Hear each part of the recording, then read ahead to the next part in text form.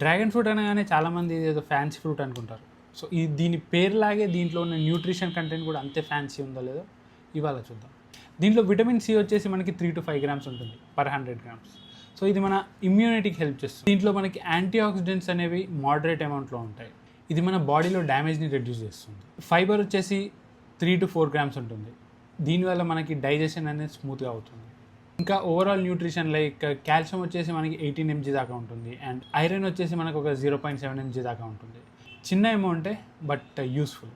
And దీని self life వచ్చేసి ఫ్రిడ్జ్లో పెడితే ఎక్కువ రోజులు అవుతుంది, బయట పెడితే ఇలా జల్దీ ఖరాబ్ అవ్వడానికి ఛాన్సెస్ ఉంటాయి. మార్కెట్లో ఈ ఫ్రూట్ వచ్చేసి మనకి 100 to 150 రూపీస్ దాకా దొరుకుతుంది.